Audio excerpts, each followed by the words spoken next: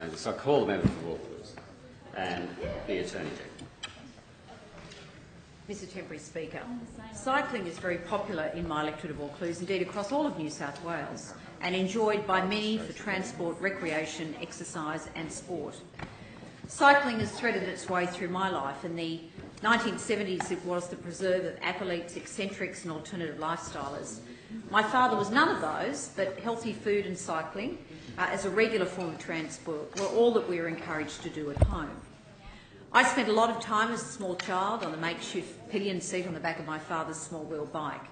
And not many people arrived at school on the back of the bike then, but I recall wanting to jump off across the street from my school lest any of my friends would see me. Of course, those small wheel bikes are now all the fashion. We have certainly come a long way. Today I enjoy cycling across and around my electorate, and during the 2015 election campaign I found that cycling was the best way for me to get between activities. And a ride on early Sunday morning out to South Head from my home in Darling Point and back is one of the highlights of the week. Sydney is often at its best for cycling community events. Cyclists, drivers and pedestrians showing great respect for one another and for the rules of the road. And why not? Cyclists are also drivers and pedestrians at other times. It's simply just a case of wearing different helmets at different times. The Spring Cycle through metropolitan Sydney is one of those community rides, and it's going to be held again soon. This event is supported by TAD New South Wales Disability Services, an organisation that I got to know through Mel Gibbons MP, and board member, local resident Andrew Every. In June, I was pleased to recognise Andrew for his work with TAD New South Wales and with the Premier's Volunteer Recognition Program Award. In March of this year, there was the International Women's Day Heart Foundation Gear Up Girl Bike Ride, and that was another great ride from Sydney Olympic Park to Cronulla, which I undertook. That was a really important ride because it was focused on helping women build their bike confidence on the roads. However, a tragic reminder of the risks of cycling was highlighted not long ago when Dr Henry Sook was struck and killed by a truck while out cycling along New South Head Road, Rose Bay in my electorate.